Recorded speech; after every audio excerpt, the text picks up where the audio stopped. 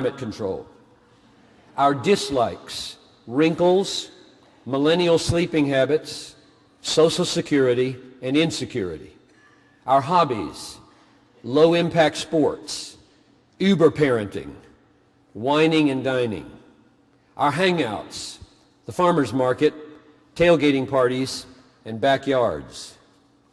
And our resources, $2.1 trillion.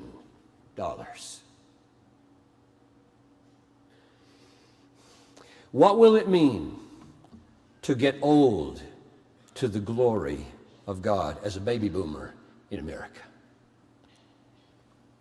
It will mean a radical break with the mindset of our unbelieving peers, especially a break with the typical dream of retirement. Ralph Winter is the founder of the U.S. Center for World Missions and is in his early 80s, traveling, writing, speaking for the cause of Christ in world missions. He's in the Twin Cities this weekend doing this very thing. He wrote an article on retirement called The Retirement Booby Trap 25 years ago when he was 60, almost 25 years ago. Here's what he said. Most people don't die of old age, they die of retirement. I read somewhere that half the men retiring in the state of New York die within 2 years.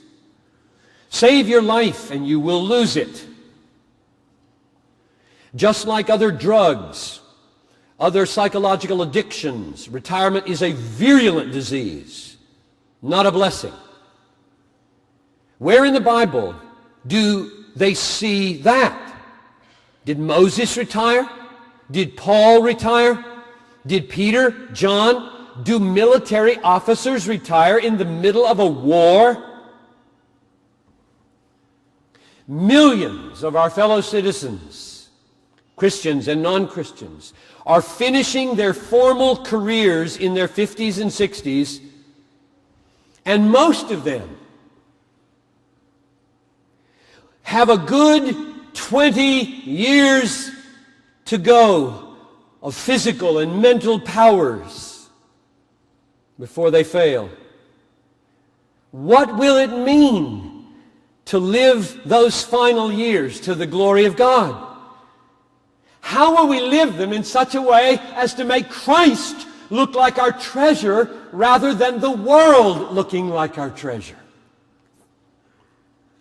When I got prostate cancer and had surgery last year, so age 60, kind of a nice round age to get cancer, I recalled almost immediately, because I lectured on this, the story of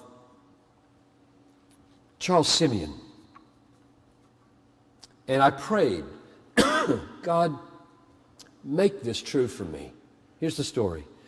Simeon was the pastor of Trinity Church, Cambridge, over 200 years ago. And he learned a very painful lesson about retirement. In 1807, 25 years into his ministry, Trinity Church, his health broke. He was 47. He became very weak and had to take an extended leave from his labor. Handley Moule, his biographer, describes what happened 13 years later at age 60. The broken condition lasted with variations for 13 years till he was just 60. And then it passed away quite suddenly and without any evident physical cause. He was on his last visit to Scotland in 1819 and found himself, to his great surprise, just as he crossed the border, almost as perceptibly renewed in strength as the woman was after she touched the hem of the Lord's garment. He says that he had been promising himself, before he began to break down, a very active life up to 60. And then a Sabbath evening of retirement.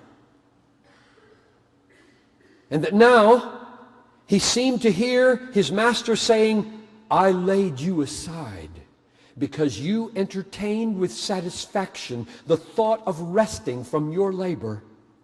But now you have arrived at the very period when you had promised yourself that satisfaction, and you have determined instead to spend your strength for me to the latest hour of your life. I have doubled, trebled, quadrupled your strength that you may execute your desire on a more extended plan. And he did for another 20 years. How many Christians now, not worldly people, but infected Christians, who do respond to one of those 10,000 AARP envelopes,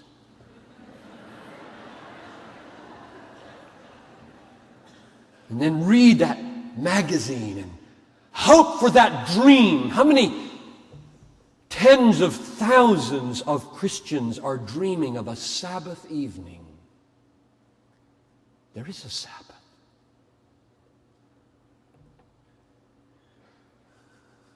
It isn't that. Resting, playing, traveling. The world's substitute for heaven. If you don't believe in heaven, you must make a heaven. The typical American life is eternity collapsed into 80 years. There must be heaven. We will make it starting at age 65 or 55. And then we calculate our whole life around how to turn it from a work life to a heaven life.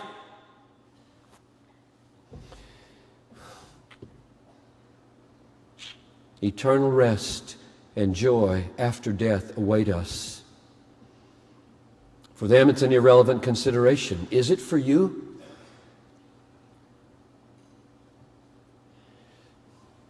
When you don't believe in heaven to come, when you're not content in Christ as your treasure, then you will seek a kind of retirement that makes the world look good. It makes the world look like your treasure. It's all you believe in. I must have this. I've earned it.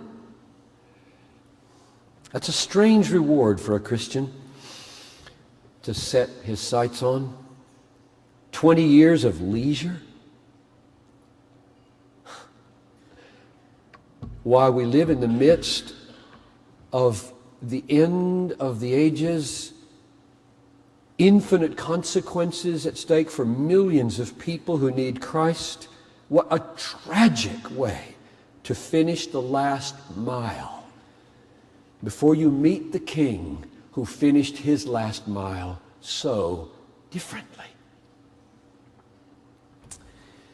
I had the awesome privilege, 1992, to hear while I was in Chicago that J. Oswald Sanders was going to be speaking. Age 89 at Trinity Divinity School. Said, I'll cross an ocean to hear this probably last talk. He did die later that year. And one of the things he said filled me with longing. He said, I have written a book a year since I was 70.